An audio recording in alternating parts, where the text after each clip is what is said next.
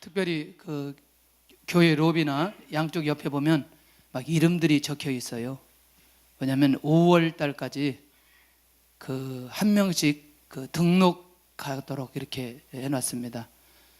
기도해 보니까 한 20% 정도 우리 교회가 전도를 하는데 한 80%는 그냥 다니는 분들이 있어서 성령님께서 강력하게 말씀하시더라고요. 성도들 다 전도하도록 하는 방법은 한 사람이 하나씩 5월 달까지 등록시키면 된다. 그런데 그냥 하지 말고 사역자들이 등록을 못 시키면 7일 금식을 하고, 장로님들 부부가 등록을 못 시키면 6일 금식을 하고, 안수 집사님, 권사님들이 등록을 못하면 5일 금식을 하고, 순장님까지입니다.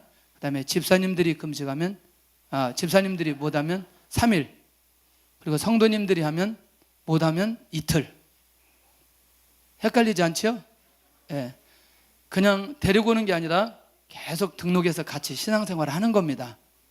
할렐루야. 예, 그래서 만약에 나는 절대로 안 되겠다 그러면 끝나고 6월 달에 금식 기간을 정해놓고 금식하면 됩니다. 그러니까 6월 첫 주에 금식 기간이니까 그렇게 하시고 그때 금식하시면 되고, 아니면 나는 그 전에 꼭 전도를 하고 싶다 그러면 3, 4, 5 그 3개월 동안 전도하면 됩니다. 뭐 다음 주에 이렇게 하라는 얘기가 아니라 3개월 동안 기도하고 충분히 저는 할 수 있다고 생각해요. 그러니까 같이 마음을 모아서 함께 했으면 좋겠습니다. 그리고 우리 그 OK 저금통 이거를 그 서성환 집사님 부부가 혼자 하기가 어려워서 김종기 장로님하고 그 다음에 민병기 장로님 부부가 같이 합세해야, 제가 아까 들어보니까 들을 수가 없어요. 그래서 이게 개수도 해야 되니까 같이 해주시길 바랍니다. 특별히 우리가 그 신앙생활을 하면서 대부분 우리가 신앙생활을 출발하는 순간부터 은혜, 복, 축복, 응답 뭐 이런 얘기들을 계속해서 얘기합니다.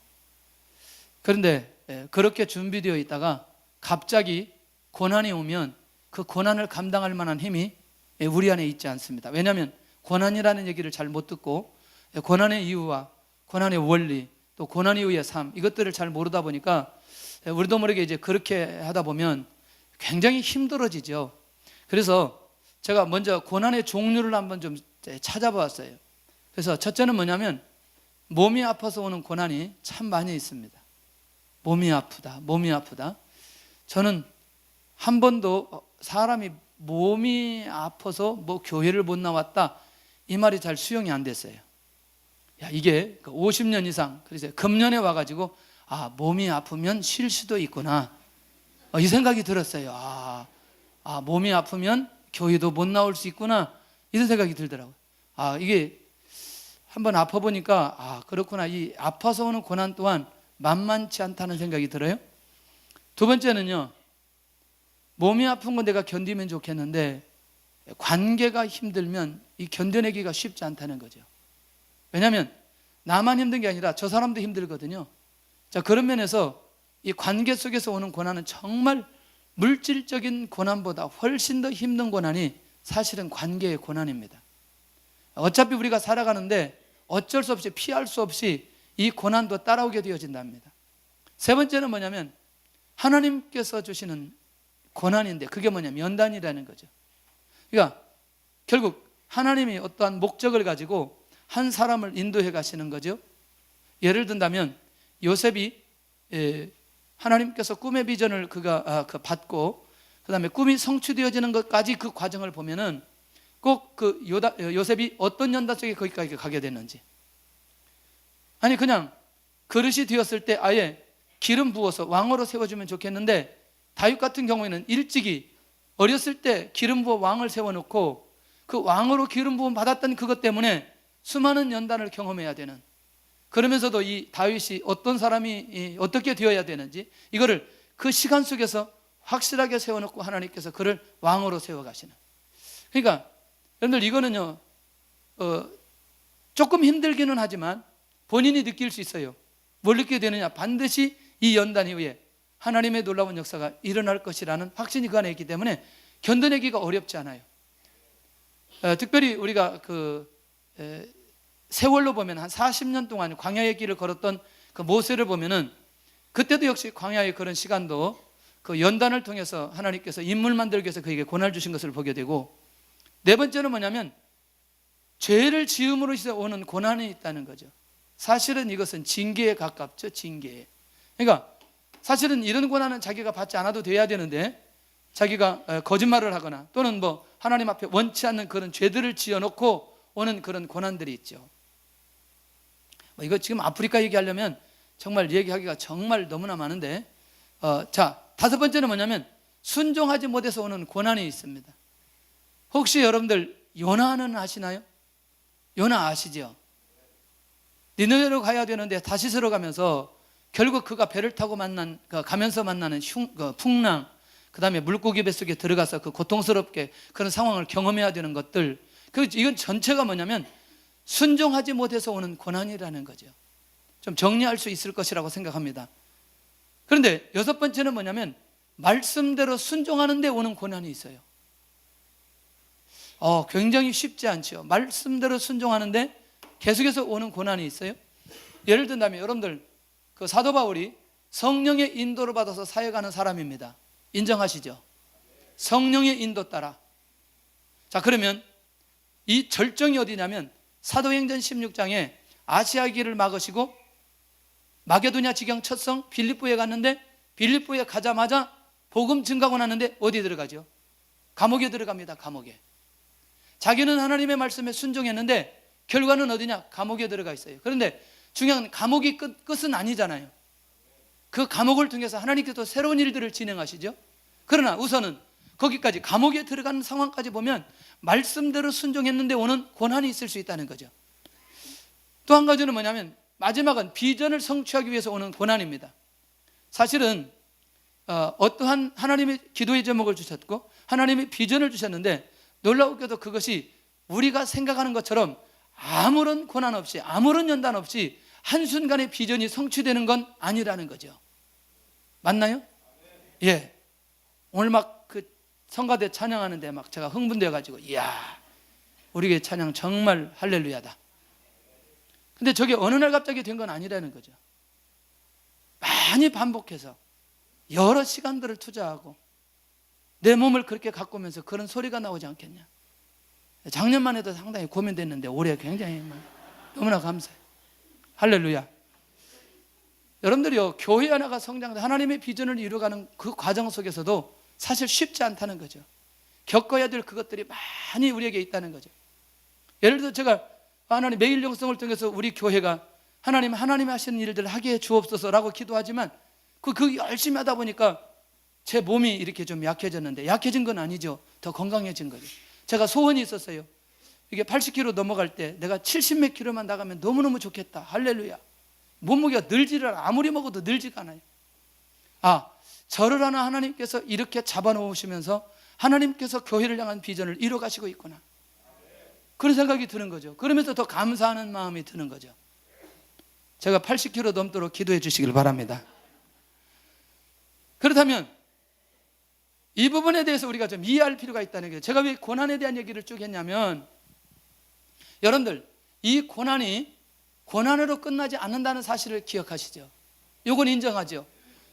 반드시 고난 이후에 하나님의 또 다른 계획이 있다는 사실을 우리가 인지하게 될 때 오늘 본문을 이해할 수 있을 거라는 거죠.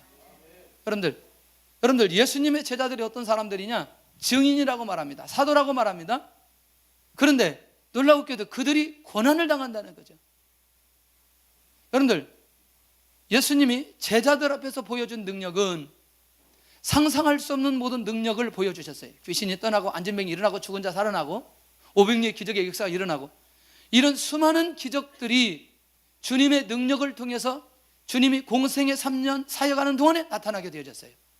그렇다면 예수님의 제자들이 고난을 받는 건 주님의 능력이 없어서 고난받는 건 아니라는 거죠. 얼마든지 그들이 그 고난의 상황 속에 있을 때 그들을 구원할 만한 능력이 주님에게 있다는 거죠. 그런데 그럼에도 불구하고 그들이 뭘 당하게 되느냐? 고난을 당하게 된다는 거죠. 너무너무 놀라운 건 예수님의 제자 야고보가 오늘 본문에 보면은 순교를 당하게 되는 것을 보게 됩니다. 한번 볼까요? 1절 2절 한번 보겠습니다. 시작. 그때에 헤로드 왕이 손을 들어 교회 중에서 몇 사람을 해하려 하여 요한의 형제 야고보를 칼로 죽이니 이거 뭐예요? 어떤 죽음이에요 이걸? 에? 칼로 죽이니 칼로 이렇게 뭐죠? 그걸 뭐라고 해요? 참수라고 얘기하죠. 여러분들 이 야고보가 어떤 사람이냐 봤더니 그리스도의 증인으로 사는 사람이에요. 이건 이해할 수 있겠죠? 받아들일 수 있겠죠? 두 번째, 주님의 말씀을 순종하는 사람이에요. 받을 수 있겠죠? 세 번째, 베드로와 요한, 야고보 세 사람 중에 한 사람이 그것도 인정해요. 그렇다면 주님이 특별 그룹이 그렇다고 해서 특별하게 저기 했다는 건 아니지만 베드로, 야고보, 요한은 결정적 상황 때마다 그들과 함께 하셨고 그들을 부르셨고 그들을 훈련하셨고 그들을 세워주셨습니다. 그러다 보면 한편으로 보면 야고보는 주님에게 사랑을 받는 제자 아니었나? 지금도 그렇지 않았나? 그런데 그 야고보가 오늘 본문의 내용을 보니까 어떻게 되죠? 죽어버리는 거죠. 죽는 거죠. 왜 주님은 특별한 사람을 순교의 사람으로 만들었냐는 거죠. 이건 굉장히 중요하다는 거죠. 자, 그런 면에서 우리가 한번 깊이 있게 생각해 볼 필요가 있어요. 자, 이전에 누가 죽었어요? 이전에 누가 죽었어요? 누가? 스데반이 죽었어요. 자, 스데반 죽음으로 영향을 받은 사람이 누구? 사도 바울이에요. 할렐루야. 그러면 이렇게 우리가 가정을 해본다면 스데반이 만약에 살았다고 한다면 자, 사도 바울이 사역했던 사역의 범위와 스데반이 사역했던 사역의 범위는 분명히 다를 거다. 이해할 수 있겠나요? 그렇다면 스데반 하나를 하나님께서 데려가시고 또 다른 사람을 이방인을 위해서 그릇을 세워주시더니 하나님께서 그를 향해서 온 세계를 맡겨주는데 그 세계가 어디서부터 시작되느냐? 로마에서부터 시작되어지도록 하나님께서 사도 바울을 인도해 가시는 것을 보게 된다는 거죠. 그렇다면 스데반의 죽음은 사도 바울 한 사람만 보더라도 스데반의 죽음이 잘못된 죽음이고 그걸로 끝나버린 게 아니라 그 죽음 하나로 또 다른 하나님의 역사가 시작되어졌다는 사실을 볼 수 있다는 거죠. 인정하나요? 그렇다면 야고보가 순교를 당해서 죽는데 야고보의 순교는 그 순교에서 끝나지 않고 그 당시에 예수 그리스도를 믿는 모든 사람들에게 죽음으로써 영향을 미치는 엄청난 역사들이 일어나게 되어졌던 것들을 보게 됐다는 거예요. 특별히 초대교회 성도들을 보면 로마 황제에 의해서 핍박을 당하는 모습은 우리가 상상할 수 없죠. 원형 경기장에 짐승과 사람을 집어넣고 짐승이 사람을 어떻게 죽어가는지 이런 엄청난 상황들을 극복하면서 결국 카타콤 속에 들어가면서 그렇게 살아가면서도 그들의 가장 중요한 신앙의 본질을 놓치지 않았던 건 이미 앞서갔던 사람들이 결국 복음을 증거하고 복음을 지키기 위해서 죽음까지도 갔던 그것들이 결국 그들에게 영향력을 미쳤는데 그걸 뭐라고 말하냐? 한 알이 땅에 떨어져 죽게 되어질 때에, 희생하게 되어질 때 어떤 열매를? 많은 열매를 맺는다고 했다는 거죠.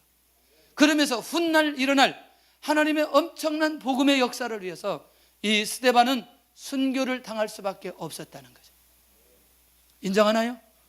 그러면 우리나라를 한번 살펴보면 결국 일제 36년 동안에 예수님을 믿는 사람들이 핍박당한 경험들이 있어요. 그리고 예수님 믿는 것, 신사 참배하지 않는다고 해서 순교를 당하는 목회자들, 성도들이 많이 있어요. 거기서 끝나지 않습니다. 6.25 때 예수님을 믿는다는 것 때문에 얼마나 많은 사람들이 죽게 되어지고 교회가 불타게 되어지고 목회자들이 순교를 당했는지, 이거는 선교사님들을 집중해서 모여진 게 여기 절두산 성지라면 우리나라 목회자들이 그렇게 순교하고 죽었던 것은 저기 양지 옆에 가보면 그 순교 기념관이 있어요. 거기 가보면은 사람들 사진하고 어떻게 순교당했는지를 쭉 보여줍니다. 우리는 이렇게 봐야 된다는 거죠. 대한민국, 우리 한국교회가 이렇게 세워질 수 있었던 결정적인 것들은 이미 36년 동안에 6.25 전쟁을 통해서 너무나 많은 그리스도인들이 순교의 피를 흘린 흔적들이 있었다는 거죠. 그런 흔적들 가운데 한국교회가 세워졌고, 그리고 그렇게 짧은 기간에 비약적으로 부흥되었던 것은 이런 비밀이 그 안에 있다는 거예요.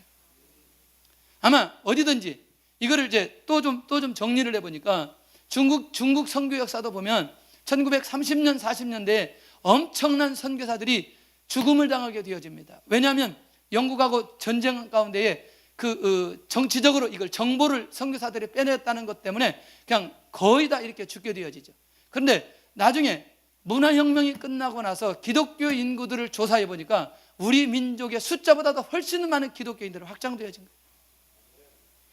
그런 면에서 우리는 생각이 좀 달라져야 된다는 거죠. 스데반의 죽음이 그가 무슨 잘못돼서 죽음이 된 것이 아니고 한 아래 그로 하여금 희생 하나를 해서 야고보를 희생을 시켜서 결국 이후에 복음의 열매를 맺히게 한 하나님의 궁극적 계획이 이 안에 있는 것이라면 이가 당하는 이 죽음의 고난 또한 우리가 수용의 폭이 넓어져야 된다는 거죠. 할렐루야. 그러면서 이런 부분에 눈이 열리기 시작하면 하나님의 인도하심과 역사함에 대해서 우리가 확실하게 열려가게 되어집니다. 그런데 야고보는 죽고 베드로는 어디 가느냐?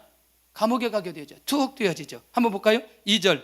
5절 시작. 이에 베드로는 옥에 갇혔고 교인은 그를 위하여 간절히 하나님께 기도하더라. 베드로가 누구예요? 가장 헌신적인 제자예요.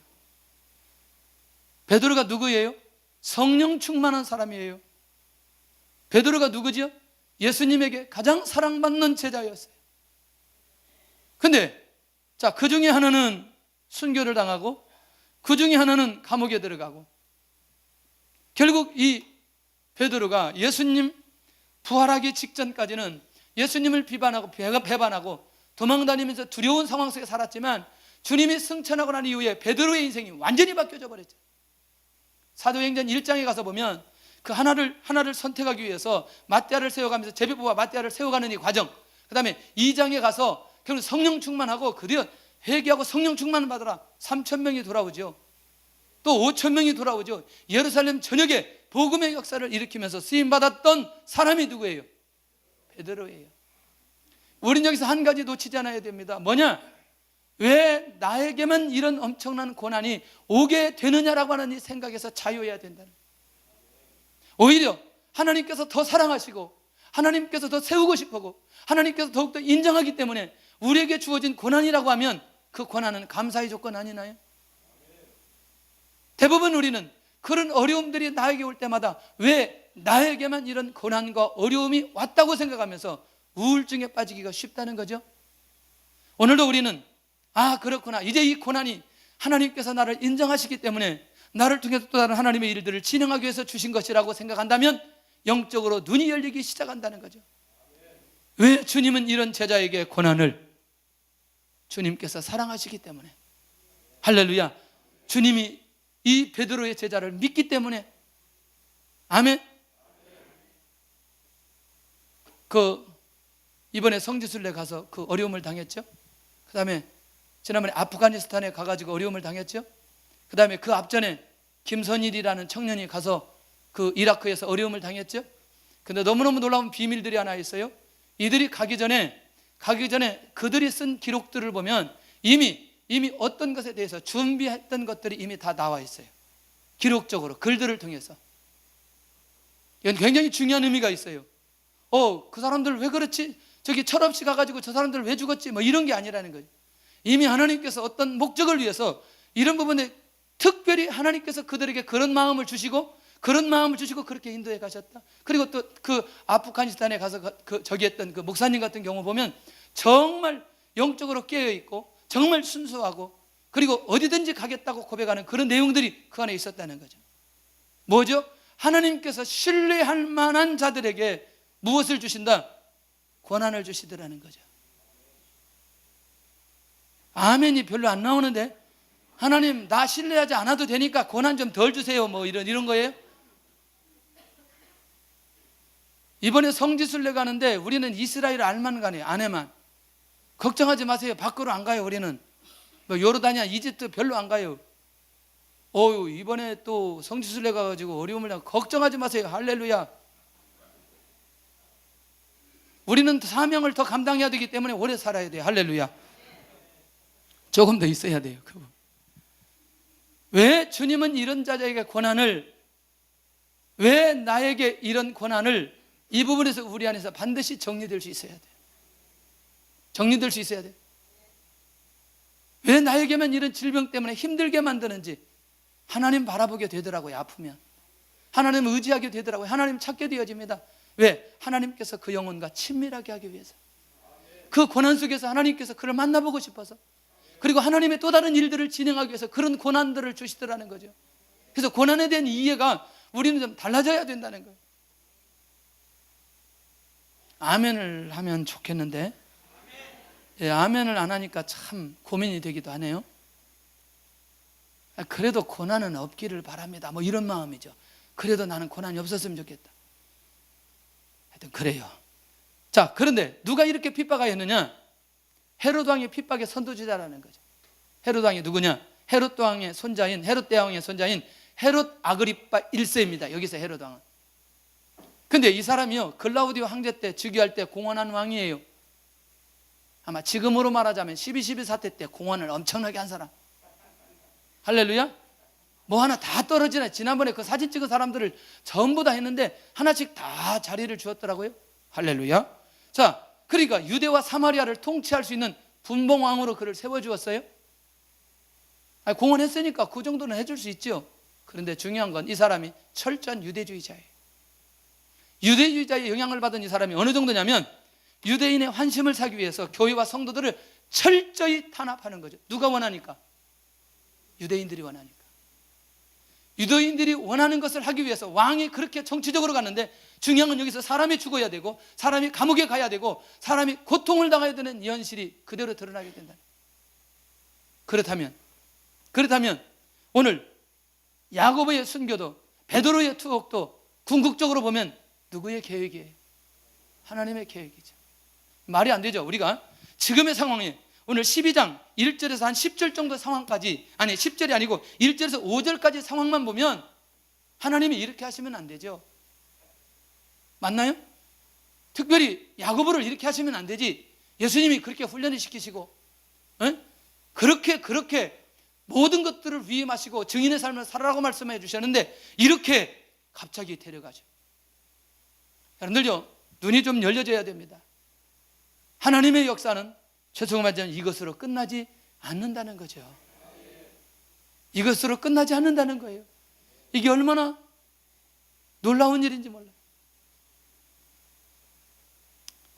그 짐 엘리웃 얘기가 뭐 이제 얼마 전에 굉장히 많이 나왔는데, 처음에 그가 선교지에 갔을 때 자기가 총이 있음에도 불구하고 그냥 저 사람들에 의해서 도착하자마자 그냥 죽었거든요.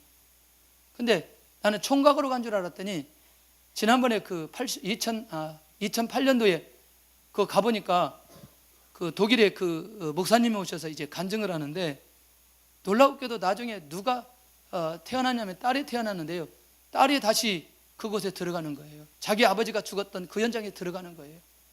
그 현장에서 들어가 봤더니 어떤 상황들이 벌어졌냐면 짐 엘리웃을 죽였던 모든 사람들이 나중에 목사가 되어 있는 거예요. 그러니까 우리도 모르게 어떤 상황들이 되면 그걸로 끝난다고 생각하는데, 하나님의 역사는 그렇지 않는다는 사실을 우리가 이해하고 갈 필요가 있다는 거죠. 이게 하나님의 인도하심, 새롭게 인도하시는 하나님의 역사를 우리가 그것을 이해하게 되어질 때에 어떤 상황을 보고 쉽게 판단하거나 정죄하지 않을 수 있는 힘이 생긴다는 거죠. 증인이 핍박을 당할 때 증인이 누구예요? 베드로입니다. 그 베드로가 핍박을 당할 때 교회는 사도를 위해서 어떻게 하느냐? 집중 기도합니다. 자, 5절 다시 시작. 이에 베드로는 옥에 갇혔고 교회는 그를 위하여 간절히 하나님께 뭐 하더라? 할렐루야. 이게 이제 비밀인 거죠. 이미 야고보는 죽어버렸지만 베드로는 죽지 않고 어디에 있느냐? 감옥에 있는 거죠. 초대교회의 성도들은 사람을 찾아가지 않는 교회 성도들이었습니다. 베드로가 투옥된 것, 야고보가 죽었던 그것 때문에 불안해하지 않는다는 거예요. 세 번째, 두려워서 도망가지 않는다는 거예요. 너무너무 놀라운 건 마음을 함께 모아 집중 기도하는 교회가 초대교회였다는 거예요. 아멘. 오늘 우리가 쉽지 않습니다. 이런 상황들이 우리에게 벌어지면 대부분 불안하죠. 상황을 모면하기 위해서 도망가지요. 그러나 이들은 뭐하냐? 함께 모여서 집중 기도하기 시작하는 거죠. 이게 초대교회에 보여준 상황입니다. 그러니까 뭐냐? 문제를 놓고 정면 돌파하는 거죠. 문제를 놓고 과연 여기 하나님의 계획이 있을 건데, 하나님, 우리의 사도가 감옥에 들어갔습니다. 여기 하나님의 무슨 계획이 여기에 있나요? 오늘 현대 과학이나 현대 상식으로 이 상황이 이해될 수 있겠냐는 거죠. 놀라운 거죠. 그런데 이런 상황들이 앞으로 계속해서 기도하면서 어떻게 나타나는지를 살펴볼 필요가 있다는 거죠. 자, 초대교회 성도들이 무엇 때문에 기도하기 시작하죠? 그렇죠. 투옥된 것 때문에 기도하기 시작하죠. 베드로가 감옥에 들어간 건 문제라는 거죠. 근데 놀랍게도 베드로가 감옥에 들어간 그것이 새로운 교회의 하나님의 역사의 시작이고 출발이라는 거죠. 느끼게 되어질 때 하나님의 역사가 일어나는데, 교회는 모두 다 하나 되기 시작합니다. 베드로 투옥이 하나 되는데, 기도하는 일이 하나가 되고, 마음을 함께하는 일이 하나가 되고, 놀라웠게도 이것이 뭐냐? 초대교회의 매우 건강한 모습이 어떤 상황 속에서도 그들이 뭐가 되었다? 하나가 되었다는 거죠. 하나가 되었다. 할렐루야. 그래서 교회가, 건강한 교회는, 부흥하는 교회는 항상 뭐냐? 하나가 되는 거예요. 하나가 되는 거죠.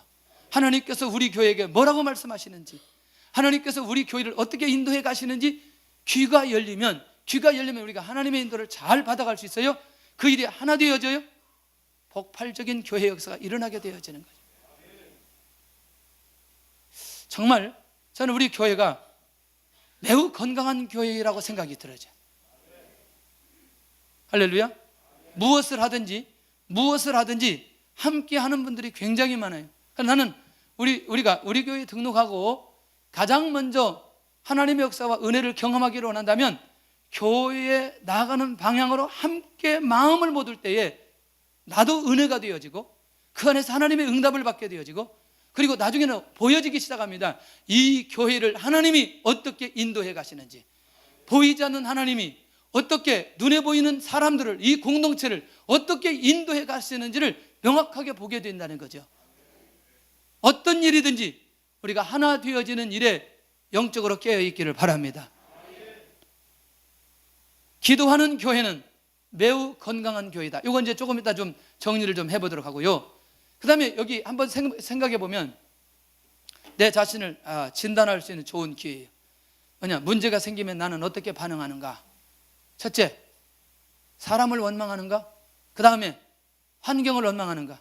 아니면 하나님 앞에 엎드려 기도하는 사람인가? 내가 하나님의 사람인가 아니면 세속적인 사람인가는 어떤 상황들이 벌어지면 내가 이 상황들을 놓고 어떻게 풀어가는지, 그것을 보면 내가 하나님의 사람인지 아니면 세속적인 사람인지를 구분할 수 있다는 거죠. 여러분들, 나는 어떤 사람인가? 자신 있게 얘기할 수 있나요? 나는 기도하는 사람인가? 아니면 나는 세속적인 사람인가? 하여튼 반응을 확인하려고 하는 건 아니고 한번 점검해 봤으면 좋겠다는 거죠. 중요한 건, 건강한 성도는 문제가 생기면 뭐 하기 시작하느냐? 기도하기 시작한다.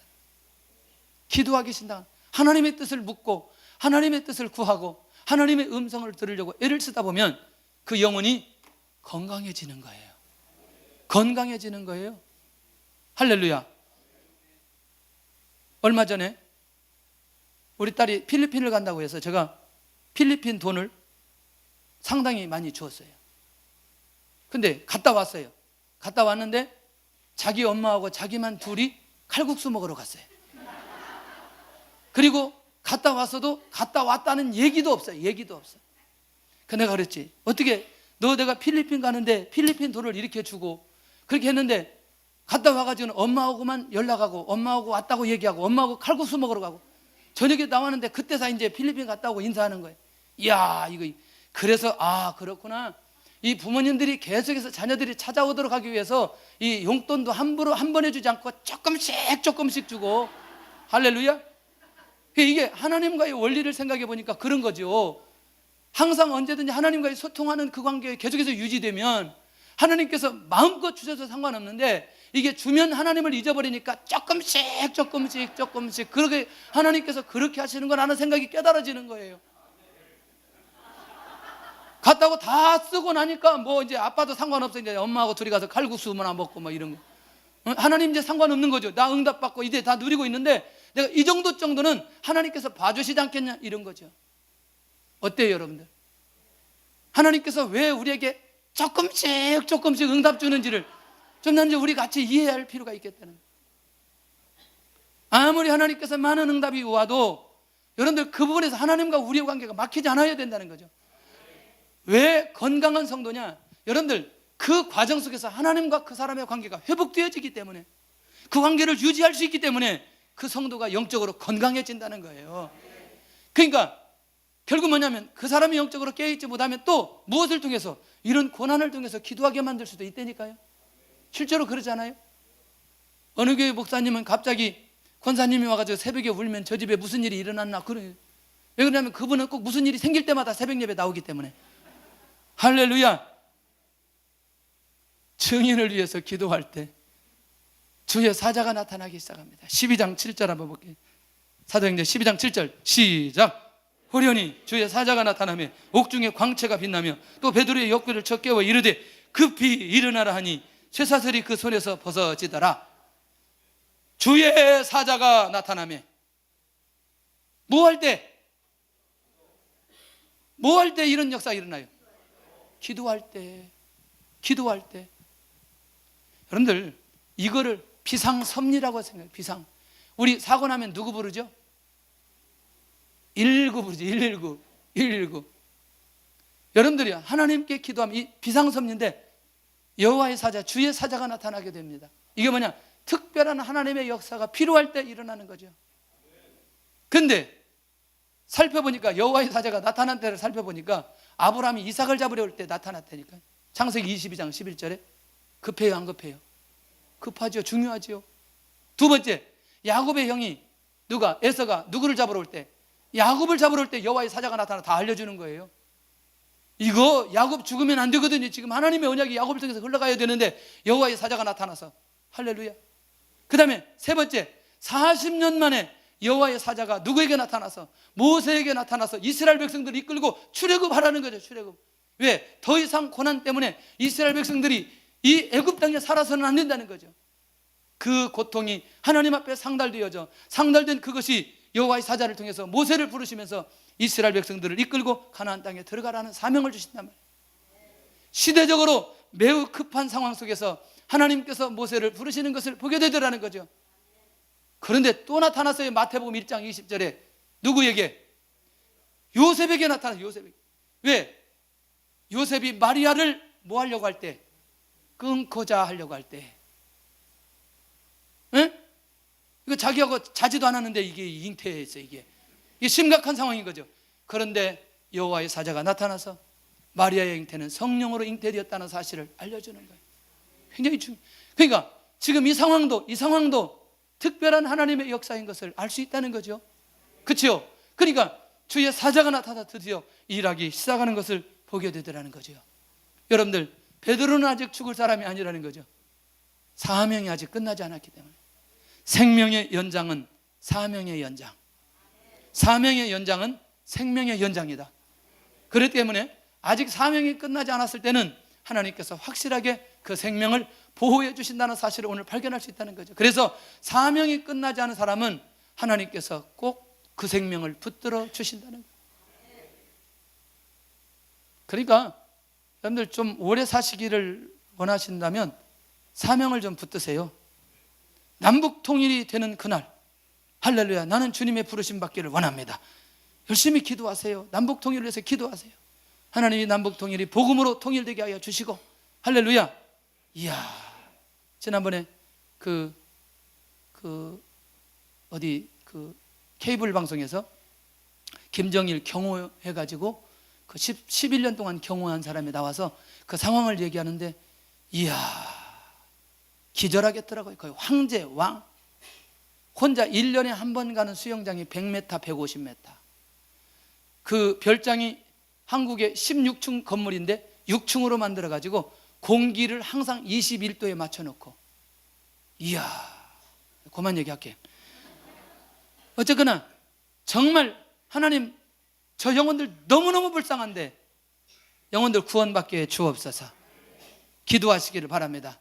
자, 옥중에 광채가 나타나고 베드로 옆구리를 치게 됩니다. 결국 뭐냐? 사람의 힘으로 할 수 없는, 사람이 감옥에 들어갈 수는 없는 거잖아요. 맞나요? 초자연적인 하나님의 역사가 계속해서 나타나고 있는 것을 보게 되는 거죠. 뭐냐? 결국 하나님께 기도하면 사람의 방법으로 해결할 수 없는 하나님의 방법으로 하나님께서 해결하신다. 이 원리를 깨닫는 순간부터 우리가 뭐 하기 시작해야 되느냐? 기도하기 시작해야 된다는 거예요. 근데요, 제가 목회하다 보니까 이 가정은 기도해야 되는데 끝까지 기도 않고 계속 버티는 가정이 있어요. 할렐루야. 대단하죠, 대단하죠. 그러다가 마지막에 나와서 이제 또 손들고 기도하게 되는데 미리부터 할 수 있기를 바랍니다. 우리 교회는 그래도 기도하는 교회입니다. 기도하는 교회. 또 기도하려고 애를 쓰고 또 기도의 사람들이 많이 있어요. 그래도. 자, 그런데 너무너무 놀라운 건 쇠사슬이 손에서 벗어지는 거예요. 이제 기도의 결과가 어떻게 나타나느냐? 하나님의 역사는 사람이 누구도 제한할 수 없다는 사실을 오늘 보여주고 있어요. 그러니 오늘 우리도 비록 베드로가 위기는 경험하지만 그 위기 가운데에 하나님의 역사를 보게 만들어 주세요. 그런데 결국 뭐냐? 쇠사슬이 손에서 벗어지는 건 도대체 이게 마술도 아닌데 이게 벗어진다는 게 말이 되냐고 얘기해요. 실제로 한번 경험해 보라니까. 이게 제한이 없는 하나님의 역사가 어떻게 나타나는지를 구체적으로 살펴볼 필요가 있다니까. 얼마나 중요한지. 띠를 뜨고 신을 신으라. 드디어 세심하게 인도하는 오늘 이 여호와의 사자 천사를 살펴볼 수 있다는 거죠. 겉옷을 입고 따라오라. 완벽한 응답을 위한 하나님의 역사가 무엇을 통해 나타나느냐? 기도의 응답을 통해서 나타나고 있는 것을 보게 된다는 거예요. 자, 그러면 베드로가 투옥된 건 분명히 베드로와 교회의 입장에서 고난이죠. 맞나요? 그런데 그걸 놓고 하나님 앞에 열심히 기도했는데 기도하고 나서 여호와의 사자가 역사가 일어나기 시작하지요. 초자연적인 능력이 일어나기 시작하지요. 자, 손에서 있는 게 벗어지기 시작하고 띠를 짚고 신을 벗고 그 다음에 겉옷을 입고 따라오게 만들고 그리고 그들이 기도하는 공동체까지 가게 되어져요. 이 상황은 우리가 뭘로 봐야 되냐는 거예요. 내가 지금 문제 때문에 너무너무 힘들고 어려웠는데 그것 때문에 하나님 앞에 기도했는데 하나님의 놀라운 역사가 일어났어요. 그러면 하나님의 놀라운 증거와 하나님의 하나님 되심을 나타내기 위해서 이 상황은 필요했던 거 아니냐고요. 요 눈이 열려지는 순간부터 문제를 대하는 시각이 달라지기 시작합니다. 제가 지금 몇 가지 이제 기도하고 응답받은 내용들을 이 역사적으로 그 기록되어진 내용들을 몇 가지를 제가 알려드리려고 그래요. 그게 뭐냐면 미국의 수도 워싱턴에 1993년 1년 동안 살인사건이 일어났는데 몇 명이 죽었냐면 454명이 죽었어요. 많이 죽었어요? 네, 많이 죽었어요. 그래서 미국 최고의 살인도시라고 얘기를 했어요. 그런데 6년 후에 다시 정리를 해보니까 232명으로 반이 줄었어요. 그런데 너무너무 놀라운 건 도대체 왜 이런 일이 일어나느냐, 이렇게 줄어들었느냐 봤는데 워싱턴을 위한 중보기도팀이 있었는데 이들이 1년 12달 365일을 하루도 빼지 않고 기도했다는 거예요. 그런데 이때 기도했던 사람들이 몇 명이냐? 6,000명 이상이 기도하기 시작했다는 거예요. 그리고 나중에는 이제 저 사람들이 너무나 기도하고 기도에 대한 결과가 눈에 띄도록 나타나니까 국회의원들도 동참하면서 함께 기도하기 시작했다는 거예요. 무엇 때문에? 기도 때문에 살인사건이 줄어들기 시작하는데 여기서 또 끝나지 않고 과테말라에서 중보기도의 능력이 나타나는데 알모lun가라는 도시는 2만 명 정도가 살았다는 거죠. 그런데 그 도시 전체가 깡패들이 장악을 해서 이 감옥이 몇 개가 되느냐? 4개가 있었다. 4개가. 그런데 너무너무 놀라운 건 이 도시가 갑자기 변하기 시작한 거죠. 어떻게 변했느냐? 교도소가 4개가 되는데 사람이 없어가지고 다 폐쇄가 되어지고 결혼식장으로 아니면 사무실로 다 바꾸기 시작했다는 거죠. 술집이 36개 있었는데 33개로 줄어들고 3개만 남았다는 거죠. 근데 더 재밌는 건 뭐냐면 땅이 바뀌어졌는데 땅에다가 무슨 곡식을 심으면 이게 이전의 크기보다 2배, 3배가 커지는 거예요. 근데 나중에 전체적으로 보니까 수확이 갑자기 1000배가 된 거죠. 도대체 왜 이런 일이 일어나느냐? 그래서 미국의 농업 전문가들이 몰려와서 조사를 했어요. 열심히 다 조사를 했어요. 조사한 결과 답이 나왔어요. 무슨 답이 나왔을까요? 원인이 없어요. 원인이 없다. 이거 뭐냐? 하나님께서 이렇게 바꾸어 주셨다는 거죠. 그런데 놀라우게도 이 기도회를 주도했던 마리아노 목사님이 계속해서 중보기도팀을 만들어서 기도했고, 그 다음에 일주일에 3, 4일은 이 도시를 놓고 기도했다는 거죠. 그 기도하는 순간부터 도시가 바뀌어지기 시작했다는 거죠. 하나님의 역사죠. 할렐루야. 하나님의 역사죠. 인정하나요? 그러니까 기도는 어떤 기도이든지 하나님 앞에 기도하면 하나님의 역사가 일어날 수밖에 없다는 거죠. 근데요, 더 중요한 건 1940년 9월 15일 날 영국과 독일이 전쟁을 하는데, 영국에는 폭격기가 없고 그냥 위에서 폭격기가 공격을 하면 다 당해야 되는데, 독일 폭격기들이 들어오기 시작하는데 계속 날아오다가 어느 날 갑자기 이 비행기가 다시 회항하는 거예요. 아무도 왜 이 사실이 일어났는지 아무도 모른다는 거죠. 만약에 그때 이 독일 폭격기가 영국을 공격했으면 그때 전쟁은 끝났다는 거죠. 그런데 너무너무 놀라운 건 노르만 브라운의 탁월한 중보기도의 사람들이라는 책 안에 이렇게 고백했다는 거죠. 이 기적은 리즈 하월즈의 간절한 중보기도 때문입니다. 독일군 폭격기들이 쳐들어올 때 리즈 하월즈는 목숨을 걸고 부르짖으며 민족을 위하여 기도하였습니다. 이때 이 리즈 하월즈가 웨일즈 성경학교 학장했던 그 당시라는 거예요. 이 사람이요, 어떤 사람이냐? 중보기도 사람이라니까요. 이 사람에 관한 얘기를 하려면 시간이 너무나 많이 걸려요. 이후에도 이 사람이 어떤 기도를 해서 어떤 응답을 받았는지, 처음에 그가 하나님의 음성을 듣고 하나님 앞에 순종하기 위해서 열차를 타고 어디까지 가야 되는 목적지를 주님께서 얘기하시는 거예요. 그런데 자기 안에 주머니에 돈은 아무것도 없는 거죠. 그리고 기차역에 나가는 거예요. 그냥 서 있는 거죠. 그런데 누가 표를 끊어주면 그걸 끊고 목적지까지 가는 거죠.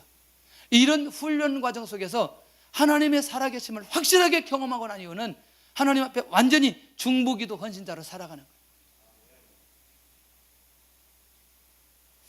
정말요, 저는 우리 교회가, 우리 성도들이 이후에 하나님의 역사가 일어나기를 원한다면 기도하는 사람들이 많이 일어나야 돼. 할렐루야. 너무너무 확연하게 달라지는 것들이 있어요. 지금 내가 우리 청년들을 보면서 느끼는 게 있는데, 그게 뭐냐면 우리 청년들에게 놀라운 변화가 많이 일어나요. 얘들이 본래 순수한 애들이 아니라 약간 까칠한 애들도 많이 있어요. 근데 얘들을 하나님께서 잡아놓고 가는데 원인들을 쭉 보니까 그래도 매일 나와서 시간마다 기도하는 부모님들의 기도 속에 아이들이 건강하게 자라고 있더라고요. 저는 기대가 돼요. 왜 기대가 되느냐? 반드시 하나님의 때에 이들을 사용해 주실 것이다. 오후에 보면, 오후에 오늘 사무엘이 하나님의 음성을 듣는데 그때 좀 더 자세하게 이야기하도록 하고, 그런 면에서 결국은 뭐냐? 이 결정적인 고난의 문제를, 이 위기의 문제를 무엇으로 해결하느냐? 교회가 글을 넣고 간절히 기도함으로 이 위기의 상황을 극복해 가더라는 거예요. 깨어있기를 바랍니다. 아니, 여러분들 그냥 주문 외우듯 그렇게 기도하라는 얘기를 하는 거 아닙니다. 내 안에서 정말 하나님의 살아계심을 믿고 오늘 나의 삶의 현장 속에 하나님의 능력이 이렇게 나타나기를 원합니다. 구체적으로 하나님 앞에 놓고 기도하는 습관적인 기도의 사람이 되어야 된다는 거예요. 저 어렸을 때 하도 기도 얘기를 많이 듣고 기도 소리를 듣고 자서 그런지 이 기도하는 사람이나 기도하는 소리들이 정말 듣기가 좋아요. 소리내서 하든 묵상으로 하든. 근데 놀라웠게도 전 세계 교회들을 보니까, 전 세계 사람들을 보고, 사명자들을 보니까 반드시 배경이 뭐냐? 기도가 배경에 다 깔려 있는 거예요. 이게 비밀이라니까요. 여러분들, 우리가 재정강에 가는데 김미진 간사님이 강의만 하는 줄 알았더니요, 앉았다 하면 8시간, 9시간, 10시간 시간이 너무너무 자주 간대요. 충격을 받았어요. 아, 이게 그냥 나오는 게 아니구나. 어찌 똑같은 강의를 하는데 가는 데마다 그렇게 역사가 일어나느냐? 그건 뭐냐면 기도의 배경이 있다는 거죠. 그가 개인적으로 그렇게 기도하는 거예요. 나는 세상에 강사님이 밥 안 먹고 차에서 기도하는 분 처음 봤어요. 교회 오라면 밥 먹자고 하면 안 먹고 와서 일찍 와가지고 차에서 기도하고 있다니까요. 여러분들, 우리가 새로운 하나님의 역사를 기대하기를 원한다면 우리 모두가 이런 역사를 일으키기 위해서 기도하는 사람이, 엎드리는 사람이 있어야 되지 않겠냐는 거예요. 할렐루야. 여러분들, 매일 영성 나와야 된다, 새벽 예배 나와야 된다, 안 된다, 그런 게 아니고 내 개인적으로 기도의 사람이 되어야 된다니까요. 네? 왜? 그래야 내가 기도할 때 하나님이 일하시기 시작한단 말이죠. 하나님이 여호와의 천사를 보내신다는 거죠. 내 삶의 현장 속에 하나님이 개입하시고 필요한 일을 할 때에, 기도할 때 하나님이 역사하시는 그 역사하심을 무엇으로 해야 되느냐? 기도로 해야 된다는 거죠. 기도로. 저는 기도를 많이 하는 목사는 아니지만 기도를 못하면 너무너무 공고하고 너무너무 힘들더라고요. 함께 우리 기도하고 초대교회 성도들이 경험했던 그런 하나님을 경험하시기를 바라고, 초대교회 응답을 받았던 그런 응답을 받을 수 있기를 바랍니다. 첫째, 둘째 파수를 지나 그들이 자유하게 되는 것을 보게 됩니다. 자, 드디어 응답을 위한 곳에 베드로가 가게 됩니다. 자, 마가라는 요한의 어머니 집에 갑니다. 근데 가서 보니까 지금까지 뭐 하고 있어요? 기도하고 있어요. 세상에, 그러니까 응답이 될 때까지 기도한다. 응답이 될 때까지. 할렐루야. 아까도 2부 때 그랬어요. 고수섭 칠 때는 2박 3일 동안 눈이 말똥말똥해가지고 조금도 흔들림이 없는데, 기도하는데 30분만 앉으면 졸리고 힘들고 다리 아프고 막 얼마나 힘든지. 역시 고수섭 치는 것도 2시간 하는 것도 힘든데 그 뭐 전혀 힘들지 않죠. 왜냐하면 저 돈이 나에게 온다는 확신만 있으니까 조금도 힘들지 않아요. 할렐루야. 우리의 체질이 좀 바뀌어져야 된다고 생각해요. 네. 우리 교회 고수섭 대회 한번 해요. 자, 중보기도 배경이 있는 사람 베드로. 그러니까 베드로가 여기까지 올 수 있었던 건 결정적으로 누구의 기도 때문에? 성도들의 기도 때문에, 교회의 기도 때문에. 아까도 그런 얘기 했어요. 여기 어머니의 집에 몇 명이나 들어갈 수 있을까? 당시에 이제 유대인들 집을 보면 그래도 큰 다락들이 있더라. 그래서 지난번에 마가의 다락방에 몇 명? 120명. 그러니까 맥시멈 120명 잡아요. 아니면 좀 더 써서 150명. 어쨌거나 120명, 150명이 중요한 건 아니지만 그 숫자가 모여서 기도하고 있었다는 것 자체가 중요한 거 아니냐는. 이런 엄청난 기적의 역사를 우리 함께 모여서 기도하면서 경험했으면 좋겠다는 거죠. 초대교회의 가장 강력한 특징은 기도하는 공동체, 전도하는 공동체라는. 여러분들, 이게 몇 개 이름을 붙여가지고 심장이 조금 거시기 하나요? 네. 새가난교회 성도들로서 자존감을 가지려면, 기도하고 한 영혼 놓고 기도하면 반드시 석 달 안에 등록시킬 수 있는 역사를 보여줄 거라는 거죠. 뭐 하면? 기도하면. 근데 이상하지요? 꼭 영혼 하나가 오는데 반드시 뭐 하게 만드느냐? 기도로 쌓아놓게 만들더라고요. 나는 그건 너무나 많이 경험하는. 그러니까 기도하지 않으면 영혼이 왔다 갔다 해도 절대로 등록을 안 해요. 반드시 뭐 하도록 하느냐? 기도하도록 하는 거예요. 목회하면서 그걸 너무나 많이 경험하게 되는 거예요. 여러분들, 우리가 전도하는 일에 우리 개인적인 고난의 문제를 놓고 하나님의 비전을 놓고 우리가 우리 안에서 기도가 회복되어졌으면 좋겠다는 거죠. 이때 하면은 크게 해야 됩니다. 이때 하면은. 아까 그때 하면은 크게 해야 돼요. 그때 하나님이 역사하시고 하나님이 만나주시고 하나님이 일하시는 것을 보아야 된다는 거예요. 교회를 더욱더 강화시키는 현장. 어떤 교회? 초대교회. 누구의 고난 때문에? 베드로의 고난 때문에. 결국 이들이 집중해서 하나님 앞에 기도할 때에 하나님의 능력은 오늘 이 베드로에게 나타나고 옥문이 열리고 그들 앞에 현장이 왔는데도 그들이 믿지 않는 거지요. 믿지 않는 거. 아니다, 이거 뭐 천사가 왔냐, 뭐 계속 이런 얘기가. 15절 보세요. 그들이 말하되 내가 미쳤다 하나 여자아이는 힘써 말하되 참말이라 하니 그들이 말하되 그러면 그의 천사라. 자기들이 기도하고도 안 믿는 거예요. 지금 이런 일들이 초대교회에 일어났다니까. 16절 베드로가 문 두들기를 그치지 아니하니 그들이 문을 열어 베드로를 보고 뭐 하는지라? 놀라는지라. 완벽하게 확인하고 있는 걸 보게 돼. 있을 수 없는 일들이 기도의 응답으로 나타나게 된 것을 보게 됩니다. 그래서 공동체가 함께 기도할 때 반드시 하나님의 역사는 일어나게 되어져 있어요. 요즘에요, 계속해서 기도하는 것, 특별히 기도가 회복되어지면서 우리 성도들이 정말 하나님의 은혜 가운데 빚을 갚으면 좋겠다. 할렐루야. 빚 갚기를 바랍니다. 빚 갚을 수 있도록 길을 열어 주실 겁니다. 그리고 교회의 빚도 갚게 만들어 주실 겁니다. 같이 기도하시기를 바랍니다. 여러분들이요, 그렇게 하다 보면 하나님께서 길을 열어 주셔요. 만남을 주시고 지혜를 주시고 아이템을 주시고, 그래서 하나님께서 직접 일하시는 것을 보게 된다는 거죠. 이 일에 집중할 때 하나님의 살아계심을 본다니까요. 결국에는 우리가 물질에 노예되지 않고 물질이 위에 노예되는 것을 경험할 수 있어야 된다는 거예요. 자, 그래서 기도는 뭐냐? 이론이 아니라는 거예요. 기도는 절대로 이론이 아니라는 거예요. 할렐루야. 기도는 그냥 하면 되는 거예요. 기도하기가 어려우면요, 이렇게 적어서 자기의 개인적인 기도 제목이 있으면 적어서 그냥 보고 읽어도 됩니다. 놀라웠게도 그 읽다가 그 기도를, 내가 기도의 제목을 놓고 기도하다가 주님의 은혜를 받게 되거든요. 할렐루야. 자, 기도는 노동입니다. 일단 소리를 내야 되죠. 자리에 앉아야 되죠. 시간이 필요하다는 거죠. 놓치지 않기를 바랍니다. 세 번째, 기도는 영적인 승리입니다. 내 개인적인 승리이기도 하지만 내가 기도할 때 내 자녀가, 우리의 가정이, 우리의 남편이, 우리 아내가 영적인 상황 속에 죄를 짓는 그 상황에 그걸 막아낼 수 있다는 거죠. 할렐루야. 하나님의 뜻대로 살지 않는 것을 막아낼 수 있다는 거죠. 이게 너무너무 중요한 거예요. 그러니까 영적인 승리는 어디에서부터 시작되느냐? 내가 기도의 자리에 들어가는 순간부터 시작되는 것을 보게 된다는 거죠. 네 번째, 기도는 저축이라는 거예요. 하여튼 저축은 뭐든지 좋아. 하여튼 돈도 저축하면 얼마나 좋은데, 맞나요? 근데 저축은 왜 하죠? 나중에 쓰려고 하는 거죠. 저축은 여러분들 기도를 저축해 놓으면 반드시 어느 때가 되어지면 응답이 온다니까. 공짜가 없다는 얘기를 굉장히 많이 하죠. 정말입니다. 하나님께서 우리에게 계속해서 이걸 원하십니다. 기도를 저축하도록 원하셔요.